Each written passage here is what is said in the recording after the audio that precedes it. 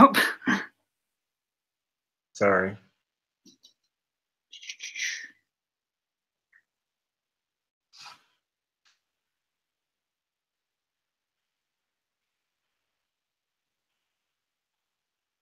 Just waiting. That's us live.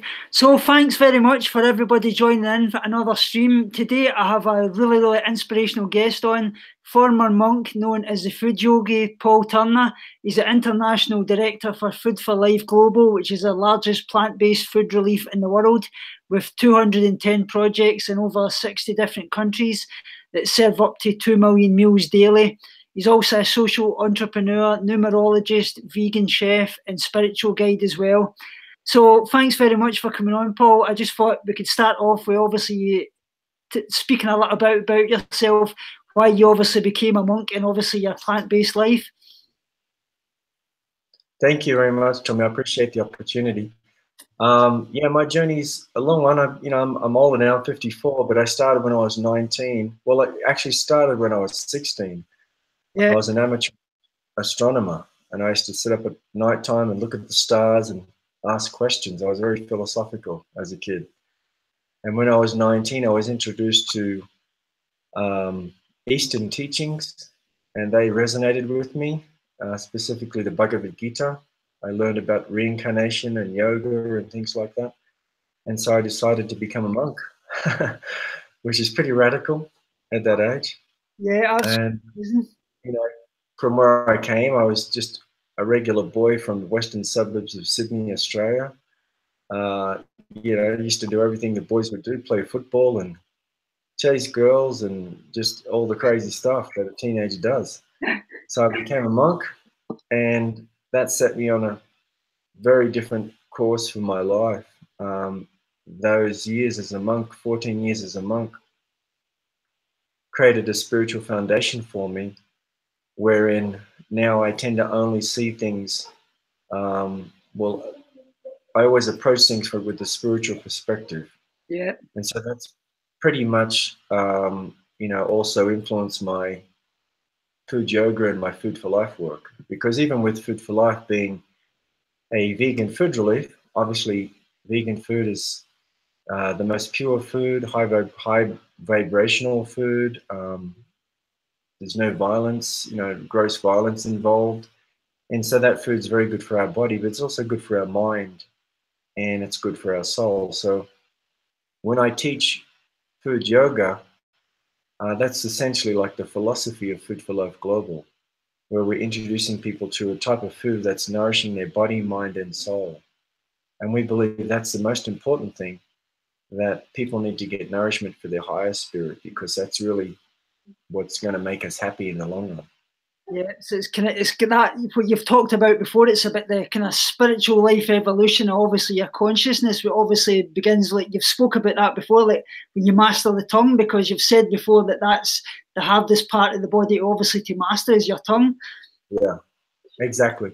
Yeah, and that's the thing. Another thing that I learned from my life as a monk is that, you have to, obviously, I practice celibacy. I lived very simply. I slept on the floor. I never slept on a bed. I most of the time didn't even have a pillow. I used my hands for a pillow. Yeah. And we'd have cool showers, never had hot showers. And we ate very regulated, we had a very regulated lifestyle. Like breakfast was this time, lunch was this time, dinner was this time.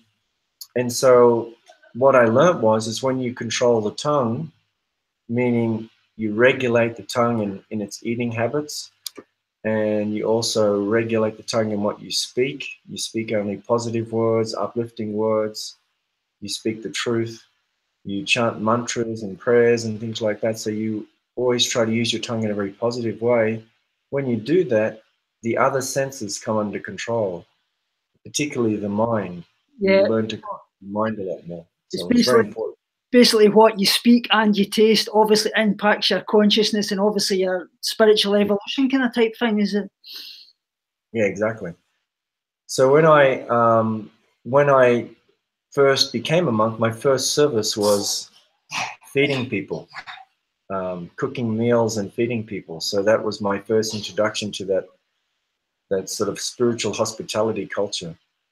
And I took that as, you know, my life mission is to basically spread that concept of using food as a medium for raising consciousness and, you know, saving the world, essentially. So that's what Food for Life Global is all about.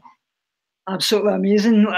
I know, obviously, you obviously about your life as a monk and things like that. I've heard a lot of monks obviously say things like they compare milk to nectar, and obviously to become like immortal, you've got to increase your kind of duration of one's life, basically. And I think it's Prahu Pabata or something. It's purport. It says that in 8612.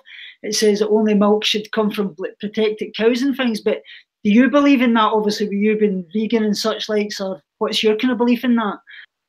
Well, in typical, what people have to understand is in the ancient spiritual Indian traditions, cows are, you know, an important part of that spiritual tradition. So Krishna is the supreme God in their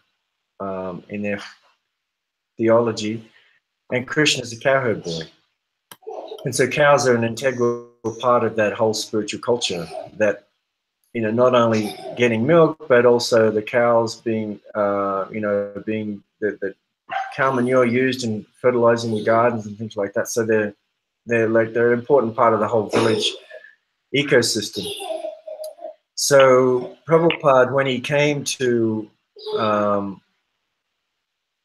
you know, left India and came to America, he wanted to establish this ancient Indian culture. And obviously it was quite a challenge because you had such a diametrically opposed sort of lifestyle where people were eating meat and doing everything practically opposite of what that culture stood for. And so he had a great challenge in establishing that. And one of the things he wanted to do was to teach people self-sufficiency, you know, learning to live off the mercy of God and live simply and live off nature and things like that. So he established farming communities, and his idea was he wanted these farming communities to produce their own food and own clothing and everything like that. So in terms of milk, with cows, when cows are part of a healthy culture, then they're respected as equals. And hold one second, Juliana, please. My kids just woke up. They're part of they're part of a healthy culture, and the cows are actually offering their milk, you know, to the humans. It's like excess milk. So I had an experience of this when I was living as a monk on one of those farms in Australia. Yep. And we would, you know, early in the morning we would milk the cows, but the calves would be there too, and the calves would have their milk, and then we would stop feeding them, and then we would take a little bit of milk for ourselves. So it was like a little bit of excess milk. So the cow was actually offering it to us. Yeah. So in that sense, that's considered acceptable in the sense that the cow's offering is not stealing it, because the cow's had its milk, and this is like excess milk. And so my understanding is, my belief is that if it's excess milk that's been offered, then it's okay. But other than that, it's not okay. Yeah, I think it's quite a problematic one, because a lot of people would obviously say, oh, that's taking something that's not actually belongs to you, but like you're saying, that's excess. So it's yeah, because what happens is, even when we were milking the cow would turn around and lick us on the head, as if to say, you know, you're my child. It's like, so what you have to understand, and a lot of vegans don't have this experience, and that cows really are like a mother. So in the Vedic culture, there are 7 mothers, and the cow is one of those mothers. So they have this motherly tendency, which is to care, to love, to be selfless, and so on. So cows, when they're in a healthy, protected environment, they have this motherly nature, and they actually will produce excess milk. They'll actually produce excess. And we have an example of this, many examples actually, where we have a cow sanctuary in India that's connected with the Food for Life project. And they rescue cows from the street. And there was one cow, there's many, but there was one story I'll tell you. They rescued a cow from the street that had been hit by a car, This cow was at least 20 years old, right? And they took the cow in and they healed it. They, you know, whatever they had to do to get it back to, you know, health again. And just out of love, this cow started producing milk. Now, they didn't have a calf. There was no male calf or no bull around to impregnate the cow. This is just an old 20-year-old cow, which is like an 80-year-old woman in human life, in human years. And it started producing milk for the caretakers. It's extraordinary. So cows will actually, out of love, just like a mother, will even sometimes secrete milk when it falls in love with, you know, someone else's baby. I mean, mothers, there's examples of that too, where mothers will produce milk even though it's not their child. Yeah. So in that sense, it's okay because it's a gift of love. So that's the point. If it's a gift of love and it's excess, then it's okay. But other than that, it's not okay. Yes, you'd be stealing milk from a calf. That's it. And that cow's actually virtually lived out its actual natural lifespan, because they usually live to about 25 years old, but obviously with slaughter, they're killed around about the 6-year-old age when they stop obviously producing milk and things like that. So they're just basically spent at that point. Yeah, exactly. I mean, it's an extraordinary example, but there's many like that. There's so many stories like that where cows will produce. I've seen cows continue to produce milk after the calf is 10 years old. So in other words, a lot of vegans don't have that experience, and so they're drawing from their only experience they have is from the dairy industry. Yeah, exactly. But actually, there are examples of village life where cows are like part of the family, and they're protected and loved, and then the cows actually will be happy to give a bit of extra milk for the humans. In that case, it's okay. Other than that, it's not okay, because then you have exploitation. When business is involved, it's always exploitation, and that's where it's wrong. So I don't take. I'm a vegan for that reason. I was going to ask you, things like plants and things like that. I know obviously that the kind of yogi thing is obviously that you don't believe in violence and such likes. Is that involved in using plants? As I know that's a kind of core of your belief is non-violence, and you honour that sacrifice of things like foods, obviously to the divine as God. But I've heard some yoga people obviously say that plants actually feel pain and such like that. That's a kind of one that obviously a lot of people in the vegan community are obviously torn against. Could you maybe explain a bit about that?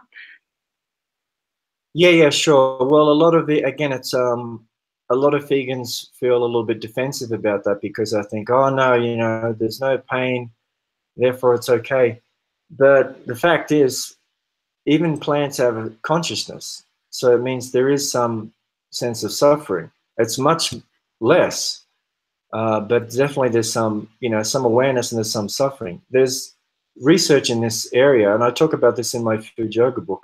Yeah. That there was a CIA interrogator, Clive Baxter, and he did research on plant consciousness. His whole thing was, testing people with the polygraph machine. And he decided one day to test the machine on plants.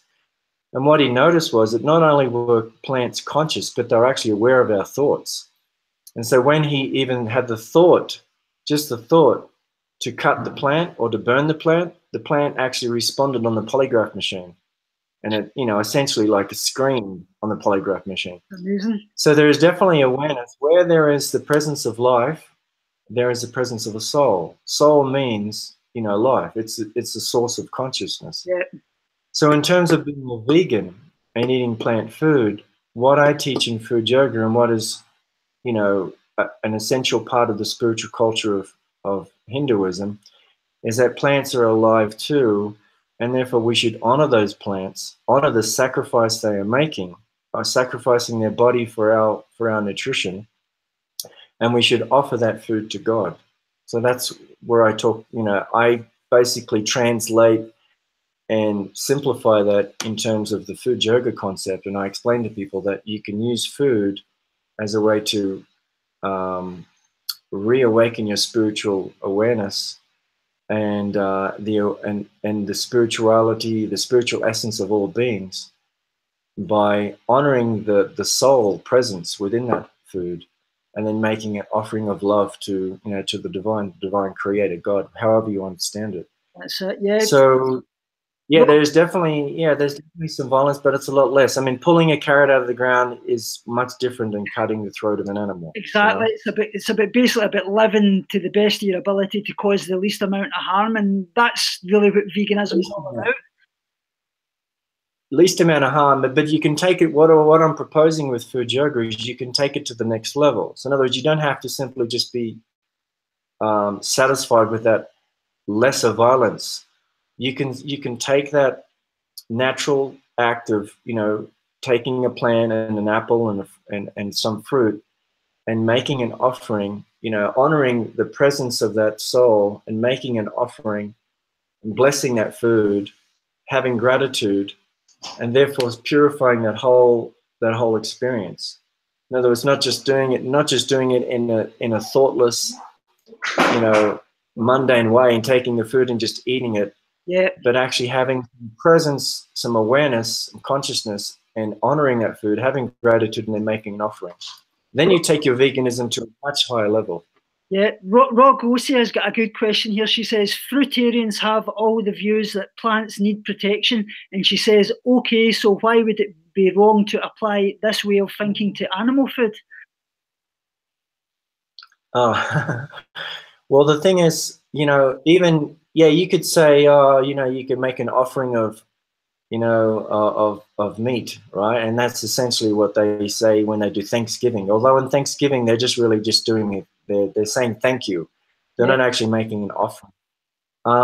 But, you know, I'm just basing it on my understanding of, say, Krishna in the Bhagavad Gita. In the Bhagavad Gita, Krishna says, offer me fruits and flowers, things like that. He doesn't say offer me meat.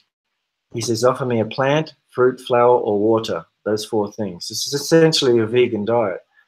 And he says offer those things with love and I will accept them. He doesn't say offer meat. So, you know, I mean, it's one thing to say, oh, we can just offer this food or that food, but the person you're offering it to has to want those things. You have to, like, you know, it's like for example, I could say, look, you may be allergic to chilies or something, and I could offer you, you know, a very spicy vegan sandwich, and it could, you know, you'd be very upset. You wouldn't be happy about that, even though I'm doing it with love. It would not make you happy. So. I was going to ask you as well, could you explain a bit about the Ayurveda body types and such like, because I know that there's a certain type of body type that you should actually follow for your diet to actually kind of get the best out of everything. So if you could maybe explain a little bit about that. Ayurveda is a very complex ancient medical science of India. Aya means life and Veda means knowledge. So it's knowledge of life, you know, the life science.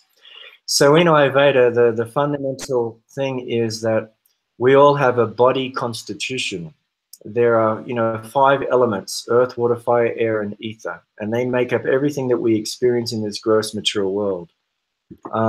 And each of us has a combination of those elements wherein 1 or 2 of them is more prominent than the other. So for example, looking at you and knowing you a little bit, I've never met you personally, but you would probably have a lot more air in your body than most other people, because people. And so there are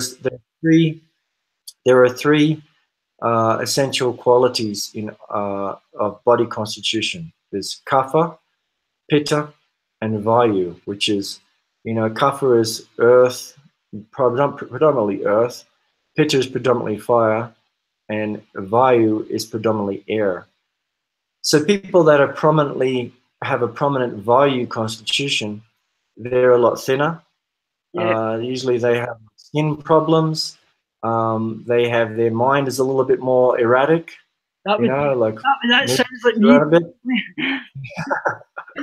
Right? So things like that. People that have a very earthy constitution, they're very grounded, they're very patient, they're very slow moving.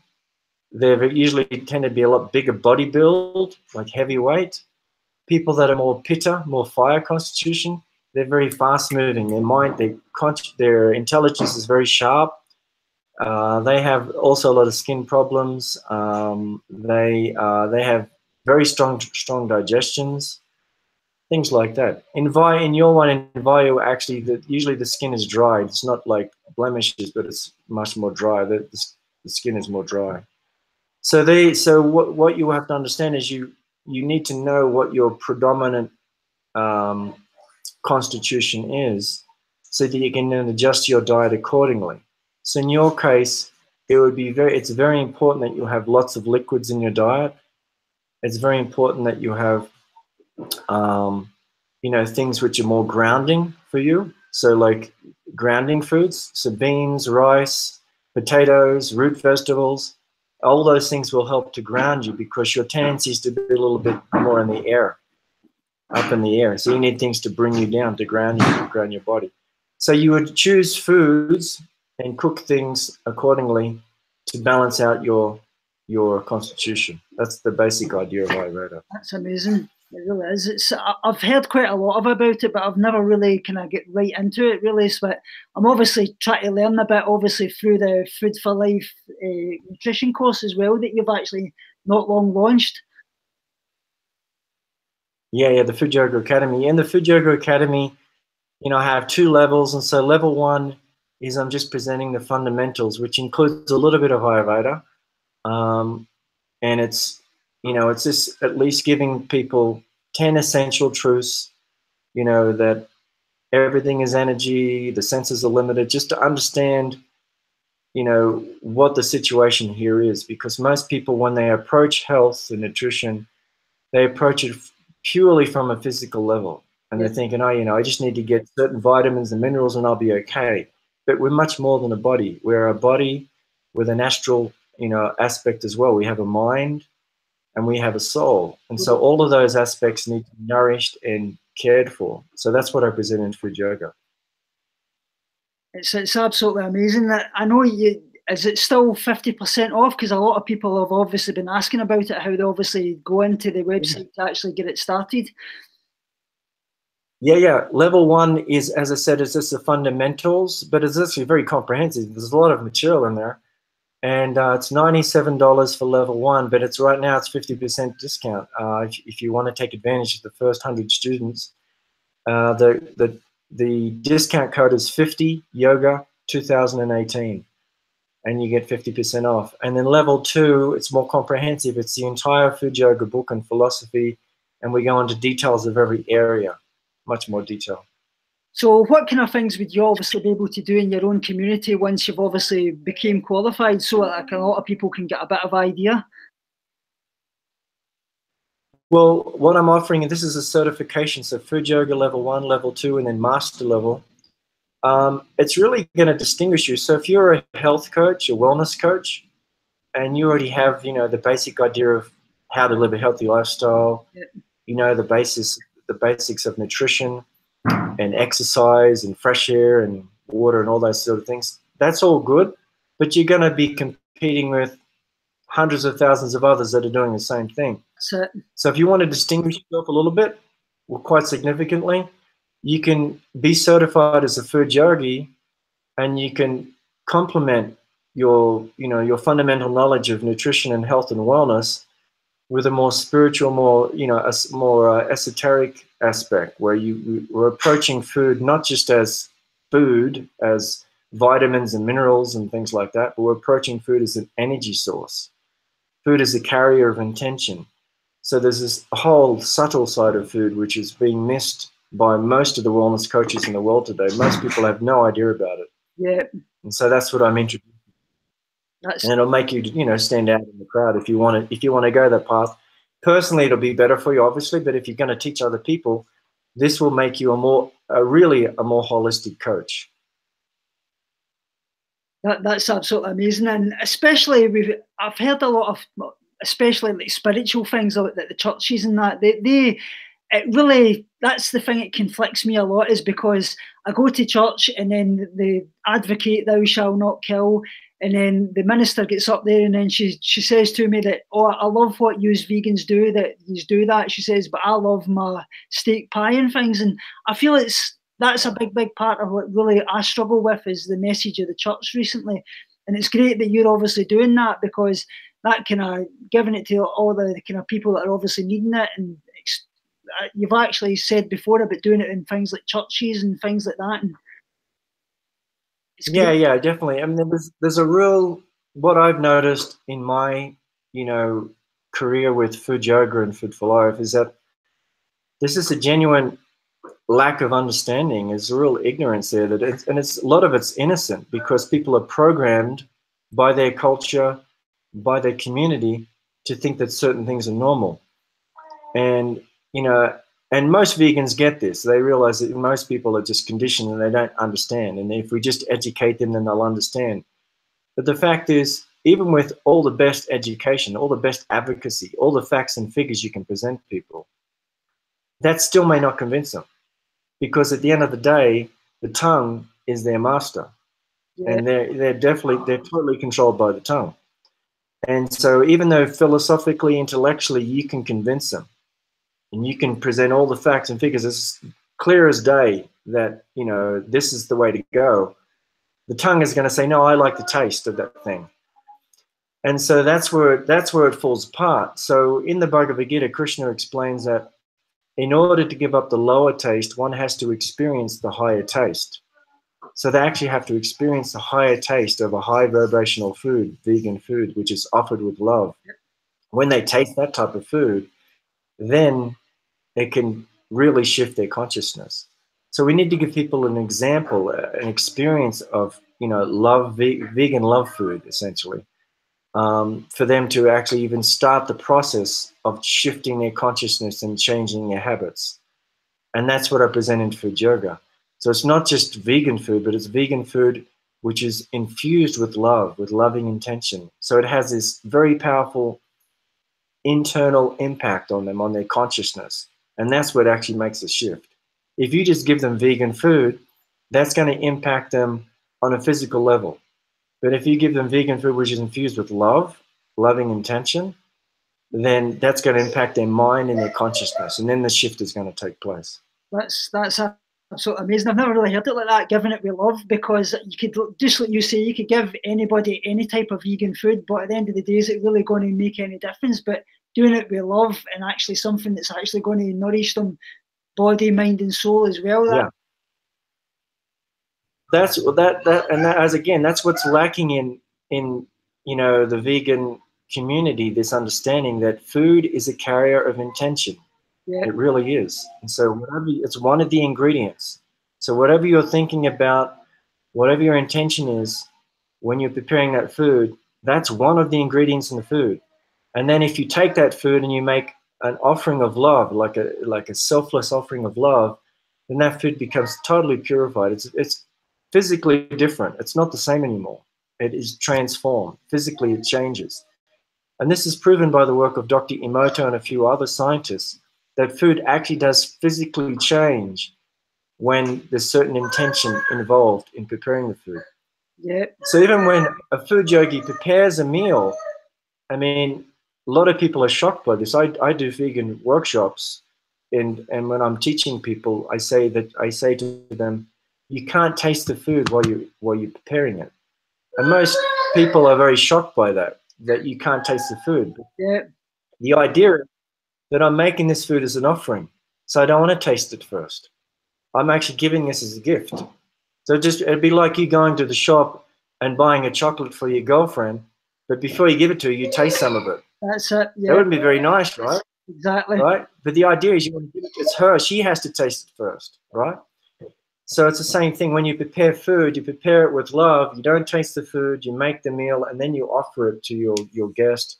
And ideally, what I teach in Food Yoga is you make an offering to God in however you understand God. If you're a Christian, you want to make an offering to Jesus. If you're a Buddhist, you want to make an offering to Buddha. If you're a Krishna, you make an offering to Krishna.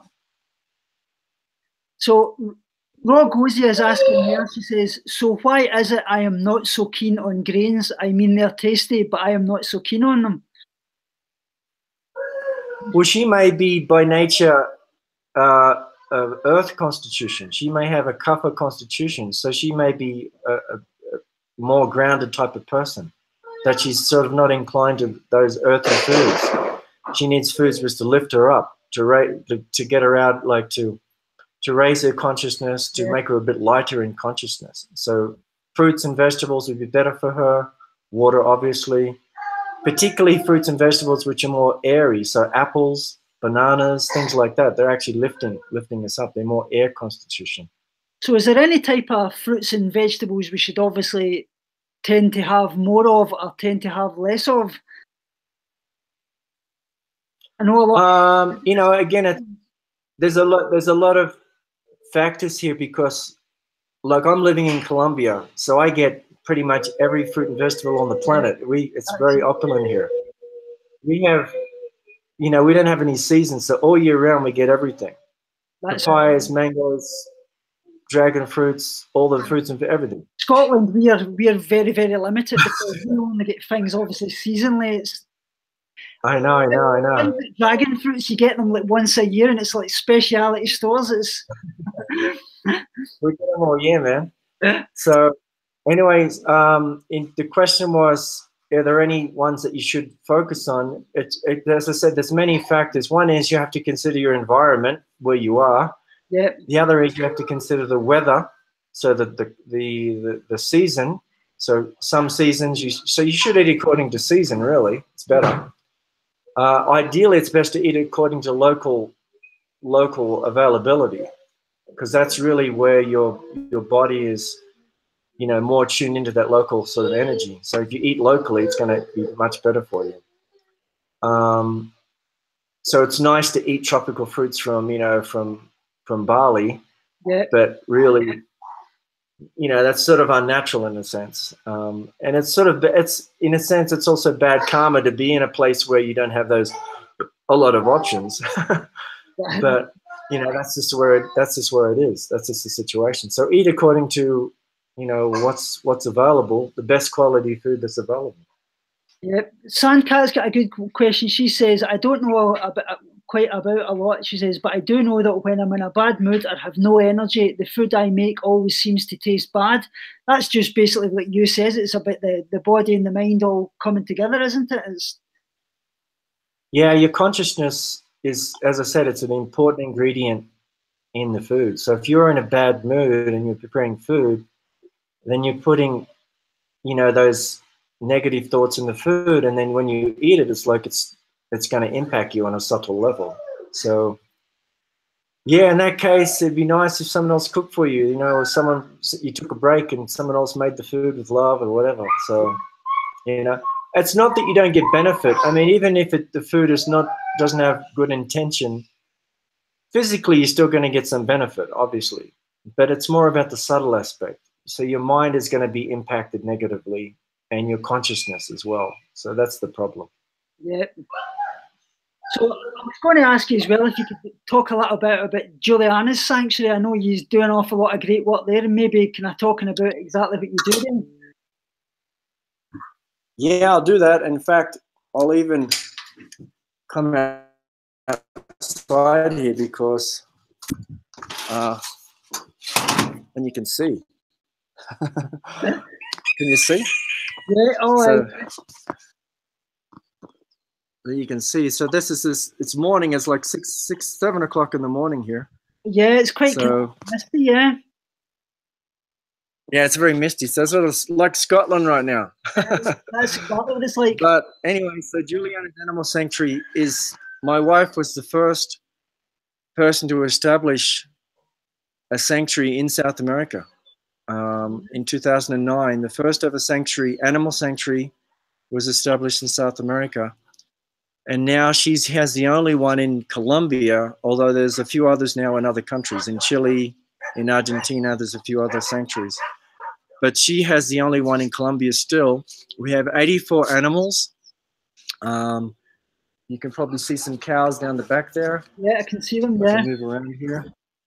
Yeah, so we have like 3 bulls and 1 cow. And that cow, you know, she's never produced milk. She's just a cow. She was never milked. We saved her from the slaughterhouse, from the dairy industry.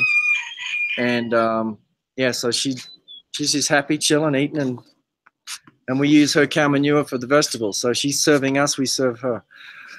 And we have, you know, chickens and rabbits and lots of dogs and everything. And so we have a charity registered in the United States, but the sanctuary here is in Colombia. And, you know, it's early in the morning now, so you can't really appreciate how beautiful it is, but it's usually really...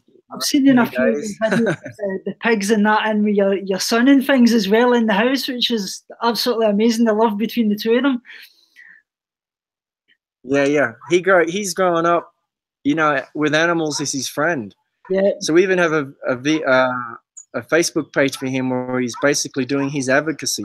And he's teaching people how to respect animals. Yeah, so even as a little baby, he's teaching people to respect animals. That's it, because that's where you learn about all this. It's when you're brought up, you're indoctrinated into this lifestyle, and that's where it all came from. Like I say, I think schooling's a big part of it as well. What you obviously learn has been your family and what you consider is your food. Yeah, exactly. Yeah, this is not, you know, the thing about Colombia is that there's a lot of people here that you know, practice a vegan diet, but they're not really vegans. It's like, in other words, it's like there's so many options here for fruit and vegetables. So most people, that's what they eat, and they'll eat a little bit of meat sometimes. So it's not a very heavy meat country. Flexitarian type diet. Yeah, so they're pretty good. It's very easy to be a vegan here. Very easy. I think it's very easy to be a vegan anywhere in the world now. It's absolutely amazing. The exponential growth of veganism's been great, and there's no need for an animal to suffer for us to thrive, because we can thrive in a vegan diet, and supermarkets are absolutely loaded with vegan options now. And that's what I say to people in my vegan advocacy all the time when I'm on the street. They say, I don't know where to get these products, and I'm like, that supermarket right over there is loaded with them. Yeah, there's a lot of vegan foods that people don't even realize that they're vegan. It's like, it's so easy now. It's crazy. Exactly. It's not a problem. They always say as well, it's really expensive to be a vegan, but like I told them, it's as cheap or as expensive as you make the lifestyle. Your staples like your beans, your rice, your seeds, your legumes, your fruits and vegetables, they're all very, very cheap, really. You can obviously, the processed foods are going to be much more extortionate, but... Exactly. Yeah, it's easy now. So, I mean, most of your people that are in the chat right now, are they from, what country are they from? Well, Rogozia she's in Australia, but I think she's originally from Poland. Sandcat's from Australia. Jenny Smith's from Australia. They're basically all Australians. Oh, good. I go Aussie. Yeah. That's awesome. Well, it's real easy to be a vegan in Australia. So what I encourage all of you that are listening to this hangout, continue in your path to live a more nonviolent life, respect all living creatures. That's the thing. Most people don't understand the spiritual aspect, of veganism and vegetarianism. And it's not just about, a healthy body. It's about a healthy mind and soul as well. And, focus on the subtle aspect. And one takeaway I want to give you is just don't forget, to understand that everything that has life means it has the presence of a soul. So when you're taking that plant, whatever that is, that apple, that fruit, appreciate the sacrifice that plant is making, and then make a little offering, and have that deeper, connection with food, and that will make you much more satisfied, and you'll get much more benefit out of that experience. Yeah, that's absolutely amazing. I'd never ever actually thought of that before, being honest. Especially things like fruits and vegetables, you just don't think that, because they say obviously that they're not sentient, they don't feel and they can't think. They're not like your dog or your cat or your cow, chicken, pig, or anything like that. So yeah, well, the consciousness is less. We understand that there's like less awareness, but still there's a presence of the soul. Yeah, that's the thing. You can't have consciousness without the presence of a soul. That's the point. Consciousness cannot be created in a laboratory. You can't do that. It's a transcendental energy. It's a different energy. It's a spiritual energy. So even if the apple's not talking back to you, there's still life there, and life means the presence of a soul. So we honor that. I've even heard people talking about things like rocks and pebbles next to the shore and things like that. They've got some kind of conscious being. I don't really know much about that, but you've actually seen that water actually can obviously vibrate and things with sounds and things. So I think there's life in everything, really. Well, there is actually, even in stones, there's actually presence of soul, but the consciousness is it's like in a sleep state. Right. So it's like when you're sleeping at nighttime, and someone who is ignorant would say, "Oh, Tommy's dead. He's not moving," right? But you're totally alive, but you're in a sleep state. So in the same way, rocks and pebbles, they're in a sleep state, but there's still the presence of a soul in there. So you can't have material creation without the presence of a soul. So the soul is a missing link. So in other words, a scientist can't create something in the laboratory without the presence of a soul. So even these people even these vegan scientists, right? That vegan entrepreneurs that are making this fake meat, right? So they're taking a cell from a living animal and they're cultivating it in the laboratory. But the cells have souls. There's life in them. So that's how they cultivate. The stem cell meat, I really think that's really unethical. I don't see why any vegan would actually consume anything like that, because that's exploitation of animals, in my opinion, actually taking stem cells away from them. I think for people that are obviously transitioning to the vegan lifestyle, it's probably going to be something for them if they crave that meat taste. But at the end of the day, you're getting mock meat now. They've got none of that involved. So it's weird. It's definitely weird. I'm not a fan of it either, Tommy. It's definitely less violent, so we can acknowledge that. But it is weird. And at the end of the day, as I said to you, from my perspective and my experience being a monk, we would only offer food that is considered to be offerable. So, so we would only offer fruits, vegetables, things like that. Because that's what Krishna says in the Bhagavad Gita, that you should offer these things with love and I will accept them. So, even if the lab meat is less violent, it's not really food which is considered sattvic. So there's basically three qualities of food. There's food in ignorance, there's food in passion, and there's food in goodness. So it's the food that is in goodness is the food that's best, more nourishing for mind, body, and spirit. And meat in whatever capacity, whatever way it comes, it's always going to be food in ignorance, and therefore it will lower the consciousness. I think as well, it's like that kind of saying that if you consume suffering, you become suffering, because you're taking on things like all the adrenaline and cortisol that the animals are obviously expelling when they're going through all that torment in the slaughterhouses. And we've got to realise that that's doing a lot of damage to us as well. We obviously the saturated fat and the cholesterol and things as well on top of that.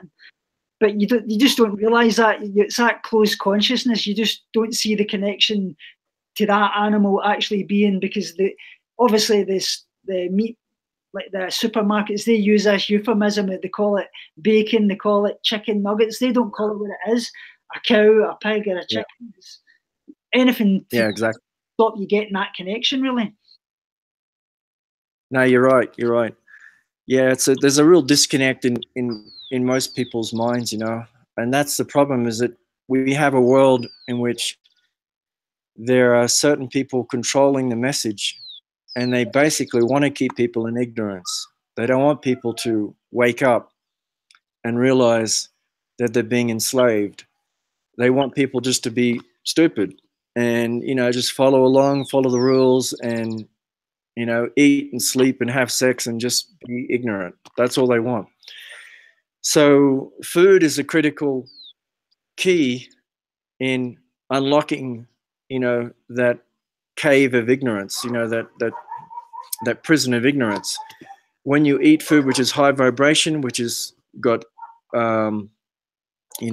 good consciousness invested in it, then that will actually help to awaken you up and make you realize how enslaved you've been, and you realize your higher nature as a soul. And then once you understand your higher nature as a soul, and this body's simply just a temple, just a vehicle, then you can you can escape the control of these, these demonic masters that are ruling the world right now, that, they're controlling the message and enslaving people, the corporatocracies. Rob Gozy is asking there, could you explain what a soul is? A soul is essentially your, it's a simple way of saying you as a spiritual being. So you are a spiritual being with a personality, with, you actually are a person. You're not just an energy form. You're a person that is spiritual in nature. But due to a false identification, we have found ourselves in this physical realm and thinking that we're a physical body, and we're expressing ourselves through a physical vehicle. But our nature is spirit. And so the idea of what's called self-realization and, the various processes of spiritual awakening, whether that's prayer or chanting or austerity or whatever, there's different techniques people use in different cultures, is to wake up to who we really are as a spirit, to transcend this physical body, realize that the body is simply just a vehicle. Without the presence of the soul, the body is just dead matter. When if you've ever been to a funeral and you see the body in the casket, then people are all, everyone at the funeral is saying, oh, he was such a nice person, but he's gone now. Still there. But the body's right there in front of you, right? So he hasn't gone anywhere. I mean, if you understand him to be a body, then he's right there. But no, he's not a body. Sorry about the noise here. He's a soul that is left. So the soul is actually left. So the difference between a dead body and a live body is the presence of a soul. Everything else is the same. The blood's there, the heart's there, everything's there physically, but the presence of the soul is gone. So the body has become uninhabitable, wherein the soul can't stay there anymore, and the soul moves out and moves into another body. So depending on our consciousness, depending on our awareness, depending on our karma, we get a different physical body. We reincarnate or we transcend. If our consciousness is pure, we can actually transcend this physical world, and we can go to the higher realms, higher vibration worlds, where we are not limited by time, we're not limited by disease and all of these things which, make us suffer in this physical world. So a soul is essentially you. You have a spiritual personality, but we're basically asleep to it. We're in a, from a spiritual perspective, we're in a sleep state. We're like sleeping. And what it's said that in the ancient Vedic teachings, that when one actually comes to self-realization, when you actually wake up to who you really are, this physical world that we're now experiencing will be like a dream. We'll look back and we'll think, my God, what was I thinking? Why was I thinking I was that? And all of these things will just feel like a dream. Just like when you wake up now from a regular sleep and you had this crazy dream, and you wake up and you realize, oh my God, that was just a dream. Yeah. So it'll be the same thing from a spiritual awakening. This physical world will feel like a dream. My grandfather always used to put it, he always used to say that the real life is in the next life, and this is basically just a test, and we're only in the next room basically when we leave this mortal realm. He says it's just like my parents, just for instance, my parents are obviously passed. Like he says, they're speaking to you, we just can't actually hear them because they're in the next realm. Right. Well, and also, Tommy, keep in mind that we've actually had many lives, and that's a lot of things. A lot of people don't understand that. They think this is the only life. You only get one shot at it, thousands of lifetimes. Yeah. We've been here a long time. We've been animals. We've been birds. What goes here? She says, but the body stopped working. How would they know that? Say that again. Rogosia, she says, but their body stopped working. How would they know that? The body stopped working? Yeah, she said that. Question. she's obviously talking about the funeral type thing when you were talking about the body being in the casket. She says, but their body stopped working. Oh. How would they obviously know that they were still in a soul? That how would they know that?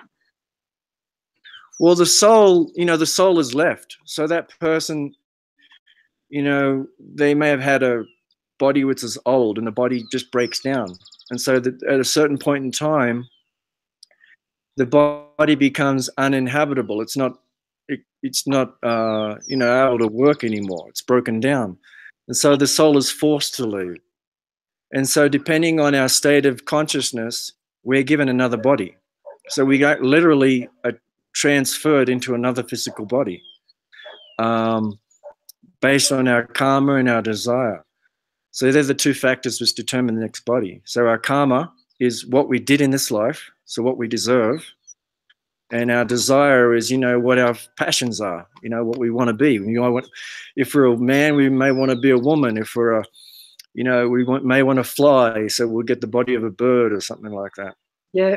So desire and karma are the two factors which determine. And you'll know, obviously, exactly, when you live in the body, you'll know. If you've ever had the experience, I don't know if any of the people listening to this have had the experience of or out-of-body experience, waking up. I've had a near-death experience. Right. So, I've had those experiences in a conscious state where I'm actually transcending this body and so on. And where I'm actually they call it lucid dreaming. Yeah. Where you wake, you become aware that you're dreaming. So typically in a dream state, you're sort of in an unconscious level. The mind's going, taking the soul in this, having this experience. Yeah. And that's one of the ways that the soul is able to fulfill its desire, because there's certain things you can't do in the physical world, but the mind will facilitate it and give you the opportunity in the astral world to fulfill those desires. You see? So that's one of the functions of the mind.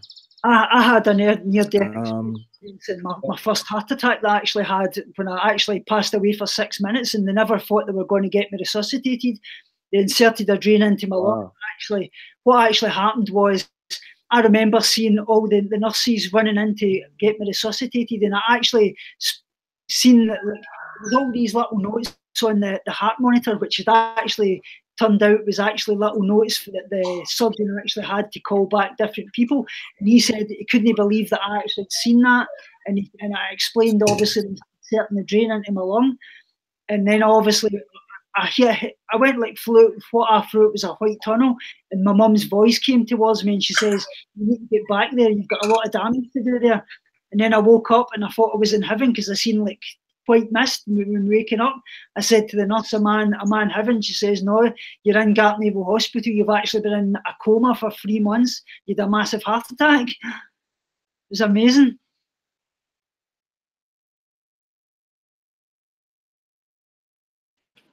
Is he gone? Seems to have lost connection.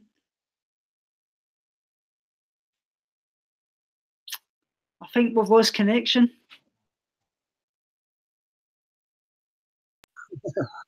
Oh, we're back. No. I'm back. I'm just saying, you're very lucky. You had that. You were blessed with that insight. Yeah. That that you're more than just a physical body. Wow. So most people have not had that experience. And so, when we talk about subtle things, astral worlds and transcending and souls, for most people it's sort of philosophical, intellectual. They don't really understand it. Yeah. They've never really experienced it. But if you have had that experience like you and I have, then it becomes much more powerful. They know more than this world.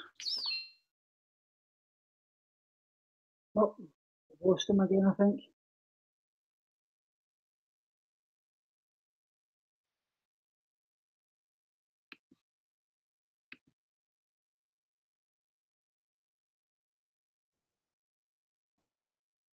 I think we've lost him, guys. I'll just catch up with the chat till he comes back, and when we'll finish it off. Ragosia says, when is when as a kid I learned a friend was dying of cancer. Yeah, it's absolutely shocking. It really, really is. The things that obviously happen in life, it really, really is. Just, what? Is he back? No. Arnold says that sounds like an incredible experience, Tommy. Thanks very much, Arnold. Let us see if it can inspire anybody or give somebody a bit of hope. Thanks very much. Looking good, Ragosia says. A long way to go, Ragosia, but I'm getting there slowly but surely. Every single day is a stride uphill. Tommy? Hello? I'm back. Hi there. Yeah, I'm back. Can you see me? Yeah, I can see you. This may be on the phone, directly on the phone. Right, yeah. So you're very lucky you had that experience. And well, I've never had a near-death experience, but I've had out-of-body experiences. So I know, that there's more to this world than just the physical things. Definitely, it's strengthened my belief in things, and obviously knowing that we're somewhere after this. It really, really is. Right. Yeah, that's great. That's great. Well, it's been absolutely great chatting with you. It really, really has. I was going to say to you before you go, have you got anything you would like to say to anybody, or is there any way that they can obviously get in touch with you? What's the best way to obviously contact you? Well, you can connect with me on Facebook on the Food Yogi page. Yeah. So it's basically /Food Yogi. Also on Instagram, Food Yogi. And then, check out the Food Yoga Academy if you want to learn more about food yoga and take your veganism, your health to a higher level. It's not just the physical. Just remember that, we're more than just a physical body. And that's, that's what most people are missing in today's, today's world. There's a real lack of awareness. And, we're conditioned to think that this world is just all about, the physical, but it's not. This is just one aspect that really, it's a very limiting aspect. So don't be, trapped in that prison. So food is really the key. And so this is what I teach in food yoga. And this is what, really is pushing this Food for Life project that we have, which is, feeding people around the world. You gave a little introduction earlier. We're serving up to 2 million meals every day. Amazing. And which is incredible, right? Just in India alone, we do 1.5 million meals. And, we have super kitchens where one kitchen will produce 60,000 meals a day. And, it's extremely efficient. We can feed more people for less money than anyone. So, so physically speaking, we're providing really good food and we're very efficient at what we do. But there's another aspect of that whole passion, and that is that we believe food is a carrier of intention. Yeah. And that when people experience this food, they're not only nourishing their consciousness, but they're also getting this message that we respect them, that we see them as a brother, as a sister. So the main message of Food for Life Global is uniting the world through pure food. Uh-huh. We believe this act is unconditional act of love, where you're just giving food, without any selfish motivation to someone that needs it. Then that's communicating the message that, hey, I appreciate you, I respect you, you're my brother, you're my sister. And we believe that if people actually understood, if they embrace that understanding of equality, of spiritual equality, then things like hunger would disappear overnight. It wouldn't be there anymore. You wouldn't stand for someone to be hungry if you really understood them as your brother or your sister.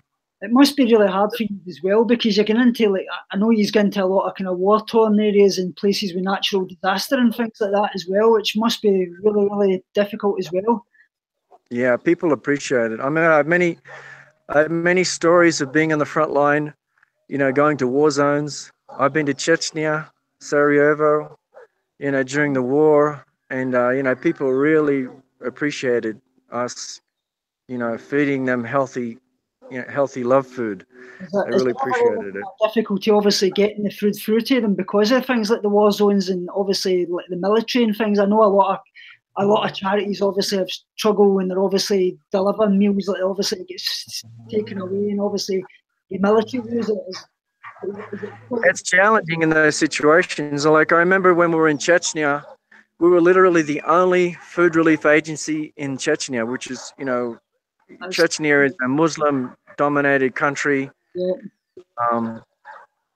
So we were in Grozny, actually, the capital, but we were the only food relief in the whole country for 2 years, and even the Red Cross wouldn't go in there. It was too dangerous. Yeah, that's what. So volunteers in there feeding people, and so these are all monks, right? These are Krishna Hindu monks, and yet the Muslim women were bowing down to them out of respect. They would see these monks and they would literally bow their heads in appreciation, knowing that these monks had transcended mundane politics, mundane religion, mundane inequality. They understood that these monks were just caring for everybody. They didn't judge, didn't discriminate, and so they really, really respected that. It's truly amazing. It really, really is.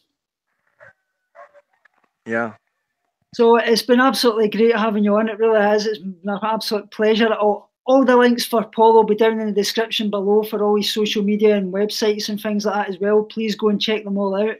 Thanks very much for coming on. Thank you very much, Tommy. Sorry about the connection and the noise, and I guess I should have done the phone earlier. Thank you very much, and like I say, thanks for all the work you do. It's absolutely amazing. It really, really is. Okay, thank you. I appreciate what you're doing too, and thank you for giving me a vehicle to share my experience. Thanks very much, and hope you have a nice day. Okay, you too. Bye. Bye. Bye-bye. So, guys, thanks everybody for joining in the chat. It was absolutely great. Like I say, all Paul's description link will be in the description below. Please go and support the work that he does. Like I say, he's a true inspiration, doing some amazing work. Remember, as always, binge on life, purge negativity, and starve guilty feelings, and be kind to every kind. The only difference is your perception. Thanks very much, Sandcat, Rogozia, Arnold, everybody else, sending you all my love.